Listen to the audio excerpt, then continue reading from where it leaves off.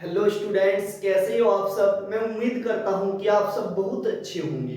जो आज का हमारा लेक्चर है, ये लेक्चर नंबर 3 है, वीडियो नंबर 3 है। जो हमारा चैप्टर चल रहा था, ये चल रहा था चैप्टर नंबर 2 सॉल्यूशन। हमने अपने नेक्स्ट लेक्चर में वीडियो नंबर 2 में पढ़ लिया था।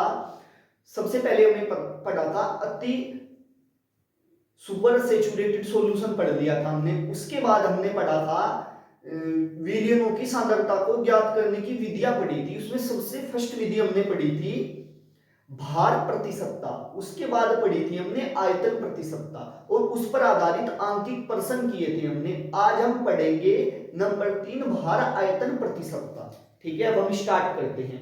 और यदि आपने वे पहली 2 वीडियो नहीं देखी तो पहले आप उन 2 वीडियो को देखो, तभी आपकी ये थर्ड वीडियो समझ में आएगी।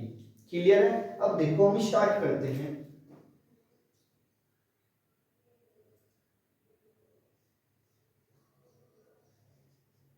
भार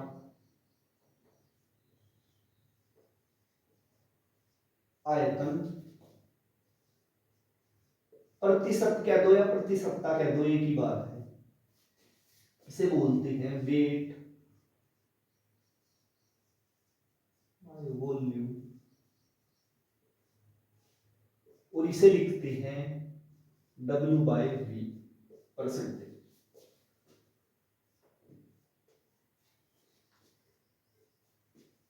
ठीक है, अब देखो इसको कैसे देंगे। जैसे हम 2 की डेफिनेशन दी है, जेटीसीस की भी ऐसी ही देंगे हम। ठीक है, अब देखो ये है W/V परसेंटेज।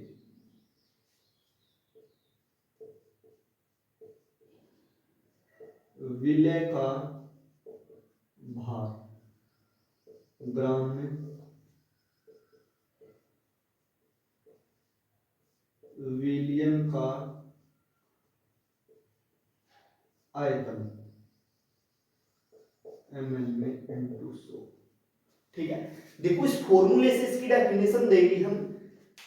किसी विलियन की भार आयतन प्रतिशतता, किसी विलियन की भार आयतन प्रतिशतता उस विलियन के 100 ml आयतन में उपस्थित विलय की ग्राम में मात्रा होती है। ये चीज देखो, आप यहां से भी नोट्स कर लो या पीडीएफ मिल जाएगी।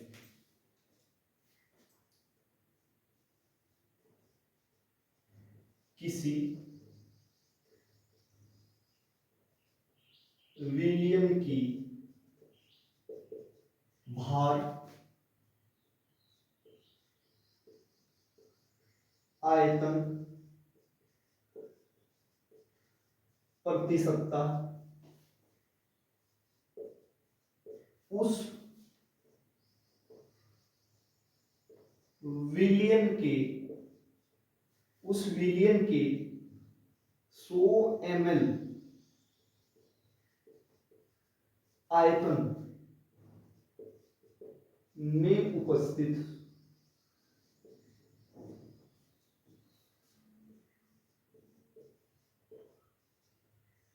विलय की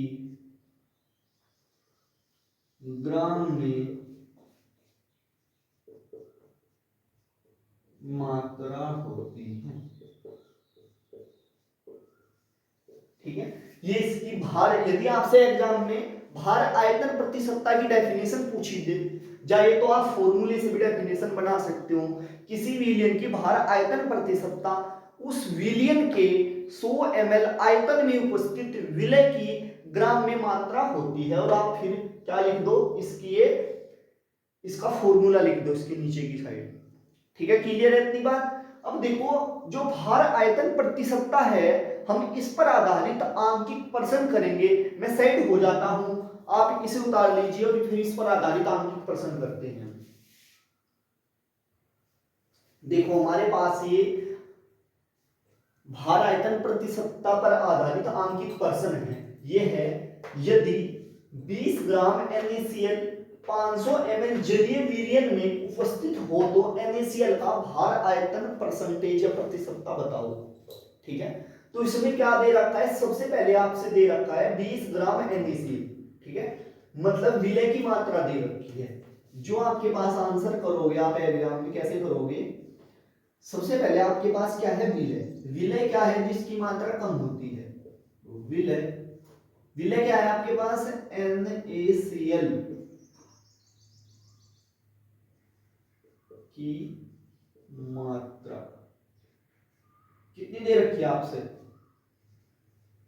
20 ग्राम। उसके बाद आपसे दिया 500 ml जलीय विलयन। ml में क्या होता है, आयतन। तो आपसे दे दिया विलयन का आयतन, कितना दिया आपसे, 500 ml। ठीक है, पूछ क्या रहा है, NaCl का भार आयतन प्रति सप्ताह पूछ रहा है। आपने पढ़ता है भार आयतन प्रति सप्ताह, भार आयतन प्रति सप्ताह का जो फॉर्मूला है आपके पास अभी लिखवाया था, विलय का भार लिख दो या विलय की मात्रा लिख दो, एक ही बात है। मैंने बताया था केमिस्ट्री में भार और मात्रा दोनों एक ही चीज है, फिजिक्स में दोनों अलग अलग चीजें हैं। यहां पर क्या है, विलयन का आयतन किसमें, ml में, इनटू 100। देखो आपके पास विलय की मात्रा भी है और विलयन का आयतन भी है, और गुना 100 करके डायरेक्ट आप फॉर्मूले में रख दो, आपके पास आंसर आ जाएगा। विलय की मात्रा कितनी है आपके पास, 20। ठीक है, विलयन का आयतन कितना है, 500 इनटू 100। ठीक है, 100 बने 500, 5 चौक 20, 4। तो आपके पास कितना आ जाएगा, 4। ठीक है, कितना, 4%, क्योंकि प्रति सप्ताह है। आपके पास आएगा W/V, 4% W/V, ये आंसर हो जाएगा। ठीक है, मैं साइड हो जाता हूं। आप इसको, यदि आपकी एक बार में समझ नहीं आया तो आप वीडियो को दोबारा जाकर देख लीजिए।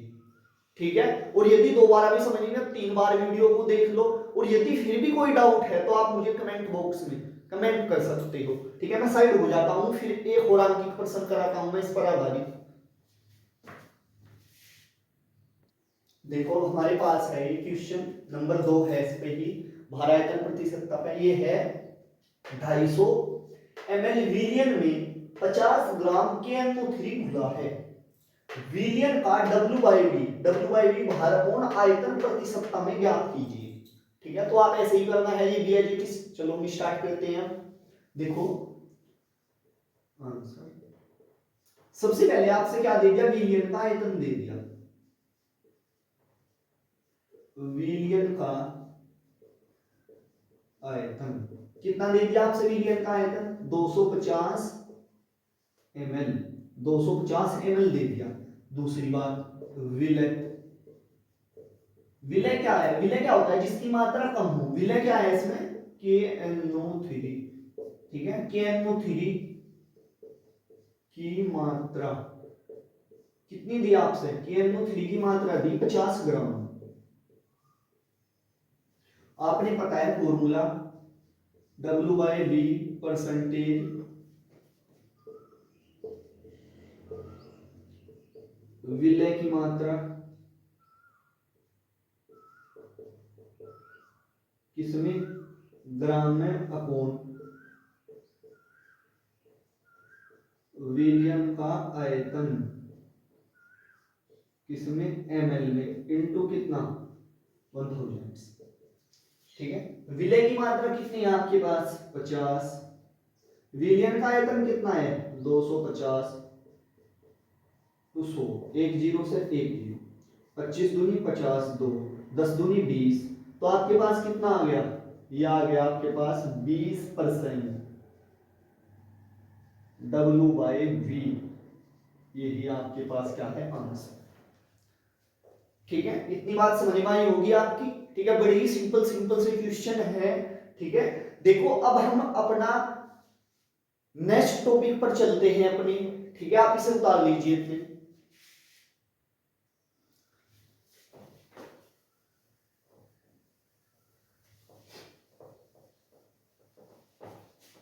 देखो अब हम अपने नेक्स्ट टॉपिक पर चलते हैं, और जो ये नेक्स्ट टॉपिक है ये इंपॉर्टेंट टॉपिक है। टॉपिक है PPM, एम, ठीक है। इसे कहते हैं पार्ट्स पर मिलियन। पार्ट्स पर मिलियन, जो ये आपके पास पार्ट्स पर मिलियन है, ये इंपॉर्टेंट है, मोस्ट इंपॉर्टेंट टॉपिक है आपके पास पार्ट्स पर मिलियन, ठीक है, और बड़ा ही आसान है, ठीक। देखो डेफिनेशन बता दूं सबसे पहले मैं इसकी। किसी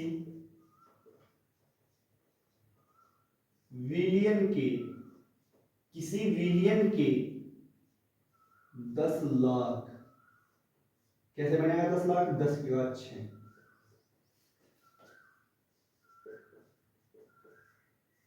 भागों में, भागों में उपस्थित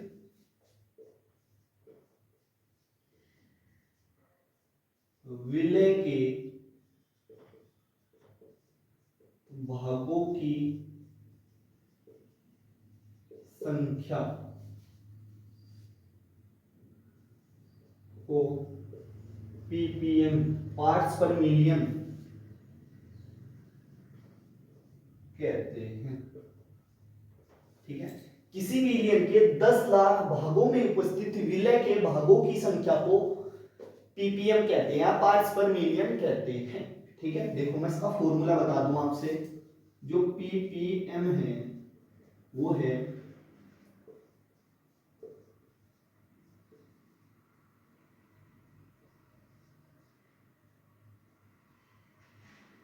विलय का भार विलयन का आयतन गुना 10 की घात 6, विलयन का भार ले लो, विलयन का भी भार, दोनों तरफ भार, विलय का भी भार होगा और विलयन का भी भार होगा, ठीक है। या द्रव्यमान ले लो, यहाँ पे द्रव्यमान भी ले सकते हो, भार भी ले सकते हो, दोनों एक ही बात है केमिस्ट्री में, ठीक है। या आप ऐसे ले सकते हो,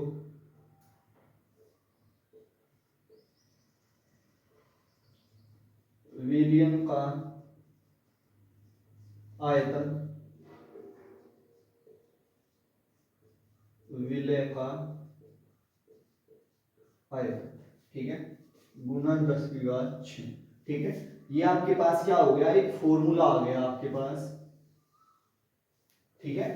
आप एग्जाम में यदि आपके पास पार्ट्स पर मिलियन की डेफिनेशन आती है तो सबसे पहले आप ऐसे लिख दो, किसी मिलियन के 10 लाख भागों में उपस्थित विलय के भागों की संख्या को पार्ट्स पर मिलियन कहते हैं। देखो ये भाग आपके पास द्रव्यमान भी हो सकता है, आपके पास आयतन भी हो सकता है, ठीक है।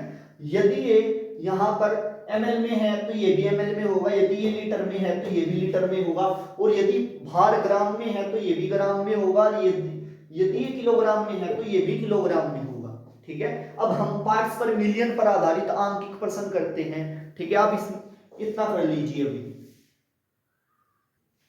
देखो ये जो पार्ट्स पर मिलियन है उस पर आधारित आंकिक प्रश्न है एक, किसी पदार्थ के 3.5 गुना 10 की घात माइनस के 3 ग्राम विलियन के 1 किलो में उपस्थित है, विलियन की सांद्रता पीपीएम में ज्ञात करो, पार्ट्स पर मिलियन में ज्ञात करो, ठीक है। देखो ये भी ऐसे ही है, सिंपल इजी सी। अब हम स्टार्ट करते हैं। देखो यदि आपको स्पीड कम ज्यादा लग रही हो तो आप 3 डॉट बराबर में दी हुई होंगी, उससे स्पीड कम ज्यादा भी कर सकते हो आप अपने स्तर से, ठीक है। जैसे यदि आपने कम स्पीड पर देखनी है तो कम स्पीड कर सकते हो, यदि आपने ज्यादा स्पीड पर देखनी है तो ज्यादा स्पीड पर भी कर सकते हो, आपके ऊपर डिपेंड करता है जैसे आपने उचित लगे, ठीक है। देखो सबसे पहले आपसे क्या दे रखा है, किसी पदार्थ के इतने ग्राम, इतने ग्राम, ठीक है, इतने में उपस्थित हैं, विलियन के 1 किलो में उपस्थित, मतलब विलय की मात्रा दे दी आपसे, विलय की मात्रा कितनी दे दी आपसे, 3.5 गुना 10 की घात माइनस के 3 ग्राम, ठीक है। दूसरी बात आपसे क्या दिया, विलियन की मात्रा। देखो मात्रा कह लो या भार कह लो, दोनों एक ही बात है, या द्रव्यमान कह लो, ठीक है, चाहे आप द्रव्यमान ले लो, यहां पर विलय का द्रव्यमान ऐसे भी ले सकते हो आप, ठीक है, दोनों एक ही बात है। कितना दे रखा है 1 kg। देखो मैंने आपसे बताया था यहां ग्राम में है, यहां किलोग्राम में है, तो आप सेम एज इट इज दोनों को किस में कर दो, ग्राम में ही कन्वर्ट कर दो, ठीक है।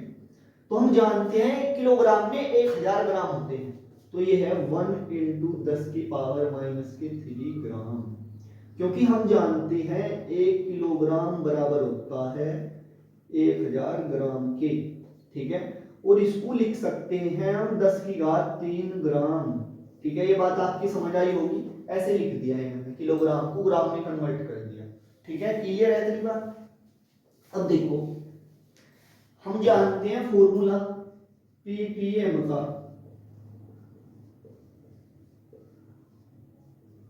विलय का द्रव्यमान अपॉन किसमें, ग्राम में, विलयन का द्रव्यमान भी किसमें, ग्राम में, इनटू कितना 10⁻6, ठीक है। तो यहां पर कितना आ जाएगा आपके पास, विलय का द्रव्यमान कितना है 3.5 × 10⁻³ और विलयन का द्रव्यमान कितना है 10⁻3, यह है विलयन का द्रव्यमान, ठीक है, गुना 10⁻6, ठीक है। अब देखो आप ये कितना है 3.5 गुना 10⁻³ गुना ये कितना है 10⁻6 प्लस के 6 सॉरी, ठीक है। और ये देखो 10⁻³ है नीचे की साइड, जब ऊपर जाएगा तो किसका हो जाएगा, ये माइनस का 10⁻³ यही तो चीज आ जाएगी आपके पास, ठीक है। अब देखो आप 10⁻³ ये है और 10⁻³ ये है, तो 10 की घात कितना होगा -6 और ये +6, तो ये क्या हो जाएगा, कैंसिल आउट हो जाएंगे, तो यहां पर कितना बचेगा 3.5, ठीक है, 3.5 ppm पार्ट्स पर मिलियन, यही इसका क्या हो जाएगा आंसर, ठीक है। यदि आपको वीडियो अच्छी लग रही है तो वीडियो को लाइक जरूर कर दीजिए, ठीक है, ठीक है, कर लीजिए आप। देखो अब जो हमारा टॉपिक है वो है बड़ा इंपॉर्टेंट टॉपिक है, मोल फ्रैक्शन या मोल प्रभाज या मोल अंश।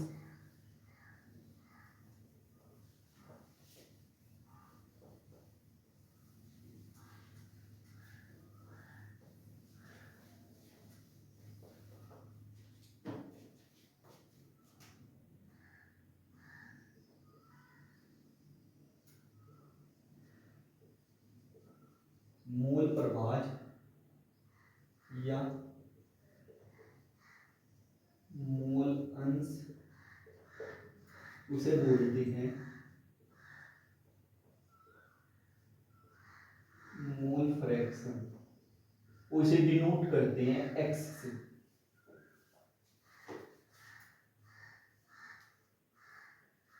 ठीक है। अब देखो इसकी डेफिनेशन बता दूं सबसे पहले मैं आपको, बड़ी ही सिंपल डेफिनेशन है, किसी विलयन में विलय के मूलों की संख्या या विलायक के मूलों की संख्या तथा विलयन में कुल मूलों की संख्या के अनुपात को मोल अंश या मोल फ्रैक्शन या मोल प्रभाज कहते हैं, ठीक है। मैं लिख के बताता हूं, आपको समझाता हूं, बड़ी सिंपल है।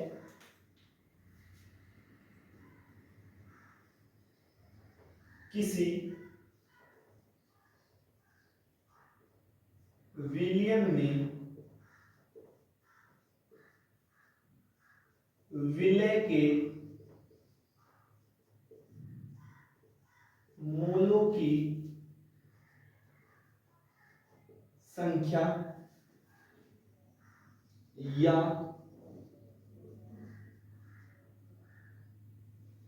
विलायक के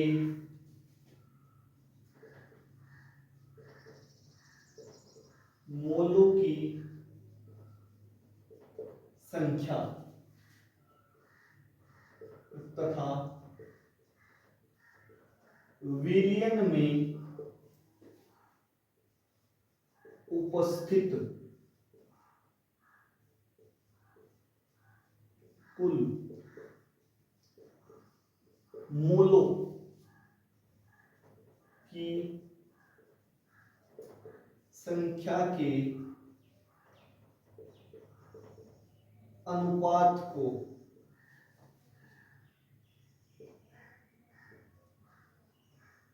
मोल अंश कहते हैं। ठीक है बेटा, या इसकी डेफिनेशन होगी। ठीक है, किसी विलयन में उपस्थित विलय के मोलों की संख्या या विलायक के मोलों की संख्या तथा विलयन में उपस्थित कुल मोलों की संख्या के अनुपात को क्या कहते हैं? मोल अंश या मोल प्रभाज या मोल फ्रैक्शन कहते हैं। ठीक है, अब देखो और देखो आगे, यदि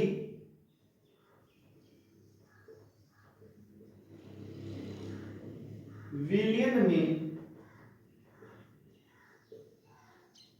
विलय के मोलों की संख्या कितनी हो? स्मॉल n हो तथा विलायक के मोलों की संख्या कैपिटल N हो तो जो मोल प्रभाज है आपका, जो आपके पास मोल प्रभाज है या मोल अंश है, ठीक है, वो ऐसे दिया जाता है आपके पास स्मॉल n या capital N upon n plus n। ठीक है, यदि देखो आपसे विलय का मोल प्रभाज कह दिया जाए निकालने को, अभी हम उस पर आधारित आंकिक प्रश्न भी करेंगे, तो आप लिखोगे विलय का small n upon small n, ये जो ये कहे विलय का, विलय के मोल, और ये किसके हैं? टोटल मोल है। ठीक है, विलय और विलायक के, मतलब एक प्रकार से विलयन के। ठीक है, और यदि देखो मैं बताता हूं आपसे, ये है फॉर्मूला आपके पास, यदि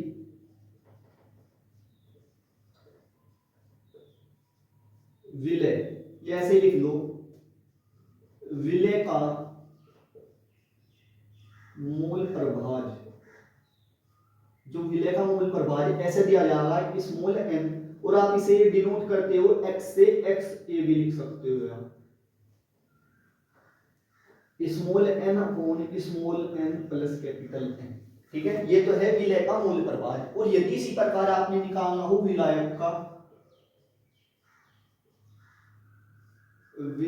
का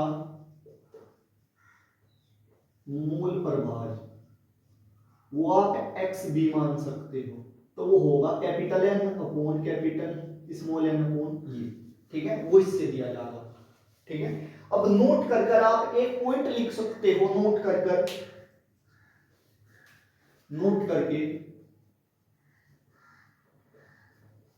ठीक है, नोट करके आप एक पॉइंट लिख सकते हो। क्या लिख सकते हो? जो आपके पास विलय और विलायक है, उसका जो मूल प्रभाज का जो योग होता है वो किसके? एक के बराबर होता है, एक के इक्वल होता है। ऐसे विलय तथा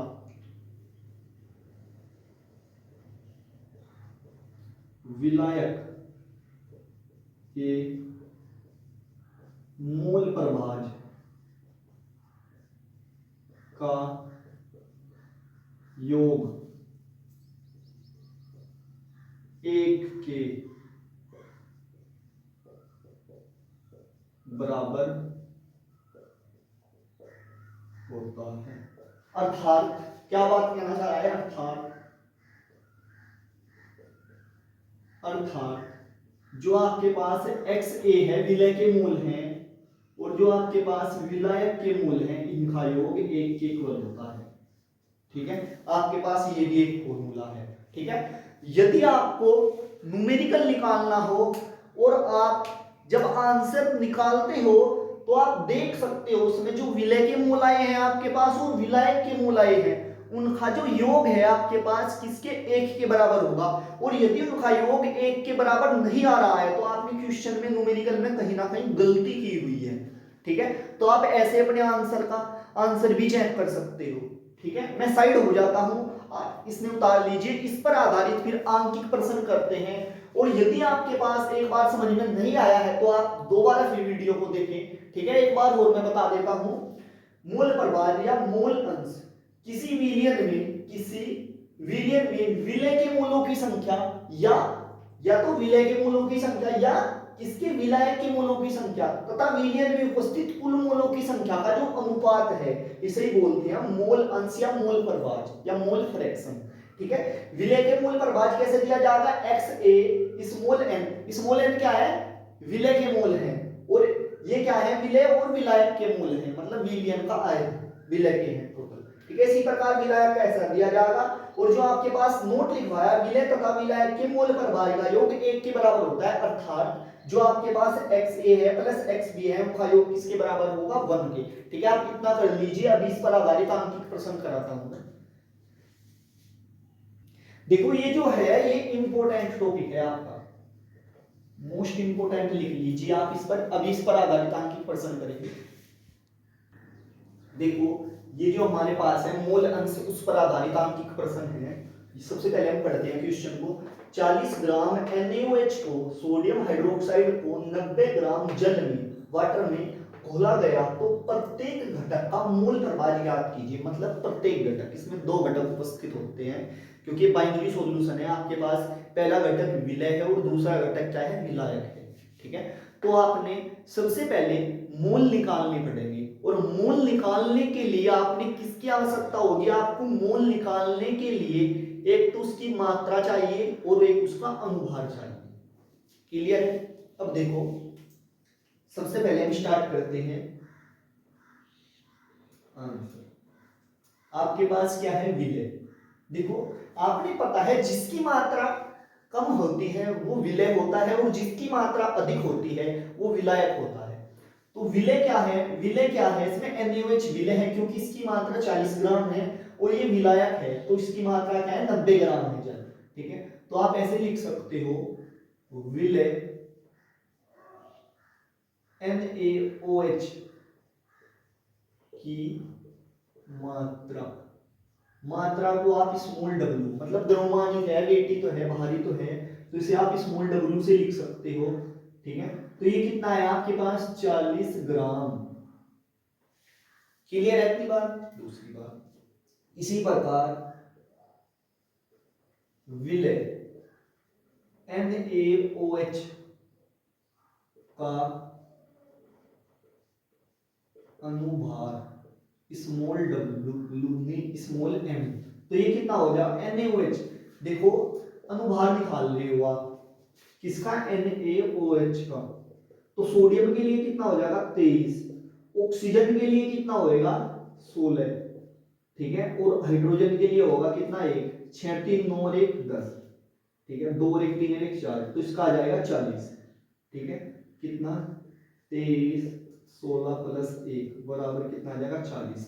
तो जो NaOH के लिए अनुभार आया है, विलय के लिए वो आया है कितना, 40 आया है। इसी प्रकार आप निकाल सकते हो विलय NaOH के मूल को लिखते हो आप स्मॉल m से डिनोट करते हो। तो ये क्या है, अभी बताया भी था मैंने मूल पर बाद में जब मैं थोड़ी बता रहा था आपको। तो ये होगा मूल हो स्मॉल मात्रा कोण कितना, अनुभार, और मात्रा क्या है, मात्रा क्या है आपके पास, मात्रा है स्मॉल w, अनुभार कितना है, स्मॉल m। तो कितना आ जाएगा आपके पास, 40/40, तो कितना आ जाएगा, 1। तो विलय के जो मोल आए हैं आपके पास कितने आए हैं, 1 आए हैं विलय के मोल। ठीक है। इसी प्रकार आपके पास जो विलायक है, विलायक क्या है आपके पास, विलायक है जल, विलायक H2O की मात्रा। देखो ये तो हमने स्मॉल विलय क्या थे, स्मॉल डब्ल्यू माना है, और जो आपके पास विलायक है ऐसे मानोगे आप कैपिटल डब्ल्यू। मात्रा कितनी दे रखी है, 90 ग्राम। इसी प्रकार आप निकाल लो विलायक H2O का अनुभार, ये भी कैपिटल N, क्योंकि इसके लिए विलय के लिए स्मॉल n मानना है और विलायक के लिए कितना मानना है, कैपिटल N। ये कितना आ जाएगा, ऑक्सीजन कितने हैं, 2, इसका परमाणु क्रमांक भी कितना होता है, हाइड्रोजन के लिए 1 होता है और परमाणु भार भी 1 होता है। ऑक्सीजन कितना है, एटॉमिक नंबर परमाणु क्रमांक 8 है, लेकिन परमाणु भार कितना है, 16 है, तो इसके लिए कितना आ जाएगा, 18। ठीक है। तो विलायक, विलायक क्या, H2O के मोल, इसे मान लो आप कैपिटल M, क्योंकि उसके लिए कितना मानना था, स्मॉल n। तो ये कितना हो जाएगा आपके पास, मात्रा और अनुभार। मात्रा कितनी है आपके पास, कैपिटल W, और अनुभार कैपिटल M। मात्रा कितनी है आपके पास, 90, अनुभार कितना है, 18, 18 पंजे 90, तो 5 आ गया किसके लिए, इसके लिए। ठीक है। अब निकालना है आपने प्रत्येक घटक के, प्रत्येक घटक से मतलब है विलय तथा विलायक का मूल प्रभाव। ठीक है। तो आपके पास फॉर्मूला आ गया, सारी चीज बस फॉर्मूले में वैल्यू पुट करनी है आपके पास। ठीक है, सारी वैल्यू आ गई। विलय, विलय क्या है आपके पास, विलय NaOH का मूल प्रभाज कैसे दिया जाएगा आपके पास, मैंने बताया था कैसे दिया जाएगा, एक्स ए भी मान सकते हो आप, small n upon small n और कैपिटल N। ठीक है। स्मॉल n कितना है, स्मॉल n मोल, ये कितना है 1, और ये कितना है आपके पास, स्मॉल n 1 + 5, तो कितना आ जाएगा 1/6। क्लियर है बात। इसी प्रकार आप किसके लिए निकाल सकते हो, विलायक, विलायक का, विलायक क्या है, H2O का मूल प्रभाज, capital N upon small n और कैपिटल N। कैपिटल N कितना है 5, स्मॉल n 1 + 5, तो कितना आ जाएगा 5/6। ठीक है। तो एक तो ये आ गया आपके पास आंसर, और एक ये आ गया आपके पास, क्योंकि प्रत्येक घटक का पूछा था, प्रत्येक घटक से मतलब है उसका कि विलय और विलायक का मूल प्रभाज पूछा था उसने। ठीक है। अब देखो मैं बता दूं आपसे, यदि आप, मैंने अभी बताया था जो आपके पास XA है और XB है, इनका योग कितना आएगा, 1 आएगा। ठीक है। तो आप इसमें XB भी मान सकते हो, इसमें XA भी मान सकते हो। यहाँ पे यदि आप इन दोनों का योग करो तो वो 1 के इक्वल आएगा। देख लो चाहे करके आप, XA की वैल्यू कितनी आई है 1/6, और इसकी वैल्यू कितनी आई है 5/6, एलसीएम कितना आ रहा 6, तो कितना आ रहा 1। ठीक है। तो आप ऐसे अपना आंसर भी चेक कर सकते हो, वो आपके ऊपर डिपेंड करता है। ठीक है। मैं उम्मीद करता हूं कि आपकी ये बड़े अच्छे से समझ में आया होगा। यदि एक बार आपकी समझ में नहीं आया, देखो इसमें क्या है, हमने मोल, मोल निकालने हैं ना हमने, तो मोल निकालने के लिए सबसे पहले आपने पता होना चाहिए कि हमें मात्रा और अनुभार की आवश्यकता पड़ेगी। तो आप सबसे पहले क्वेश्चन में उसकी मात्रा और अनुभार निकाल लीजिए, और फिर ऐसे ही इजीली से हो जाएगा क्वेश्चन। ठीक है। अभी एक और न्यूमेरिकल करते हैं हम। ठीक है, आप मैं साइड हो जाता हूं, आप इसे उतार लीजिए। अब देखो ये न्यूमेरिकल है आपके पास, ये भी मोल प्रभाज पर ही न्यूमेरिकल है, बड़ा अच्छा न्यूमेरिकल है। इस टाइप का एग्जाम में पूछ लिया जाता है, कई बार पूछा हुआ है एग्जाम में। NaCl के जलीय विलयन में NaCl का मोल प्रभाज 0.08 है, तो H2O का मोल प्रभाज ज्ञात करो। ठीक है। अब देखो सबसे पहले आपसे NaCl की चिली विलयन में, मतलब इसे क्या दिया आपसे, विलय का मूल प्रभाज दे दिया और विलायक का पूछ रहा है ये आपसे इस बार। ठीक है, अब देखो विलय कर लो आंसर, इसे डायरेक्ट मूल प्रभाज ही दे दिया इस बार। विलय क्या है, NaCl का मूल प्रभाज कितना होगा, XA 0.08 इतना दे रखा है आपसे, और पूछ रहा क्या है विलायक का। विलायक क्या है आपके पास, H2O का मूल प्रभाज XB, मतलब ये फाइंड आउट करना है आपको, निकालना है अब की बार। ठीक है, तो हम जानते हैं वी नो दैट,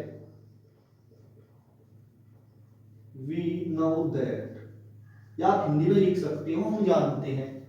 ठीक है, वी नो दैट, क्या जानते हैं, ठीक है, कि जो XA है और XB है वो किसके बराबर होता है, 1 के। मतलब जो विलय के मूल प्रभाज है और जो विलायक का मूल प्रभाज है वो किसके बराबर होता है, 1 के। तो XA दे रखा है आपसे, इसमें कितना दे रखा है, 0.08 प्लस XB आपसे पूछ रहा है बराबर 1, तो XB 1 माइनस 0.08। ठीक है, तो एक में से आपको क्या घटाना है, ये घटाना है 0.8। ठीक है, तो यहां तो 0 है, इधर से यहां हो गया 10 दशम से, तो यहां कितना हो जाएगा, ये 10 दशम से 8 गया कितना 2, यहां कितना 9, 9 से पॉइंट यहां 0, तो ये आ जाएगा आपके पास 0.92। ठीक है, तो आपके पास जो विलायक H2O का मूल प्रभाज आया है वो कितना आया है आपके पास, ये आया है विलायक, ऐसे भी लिख सकते हो आप, विलायक H2O का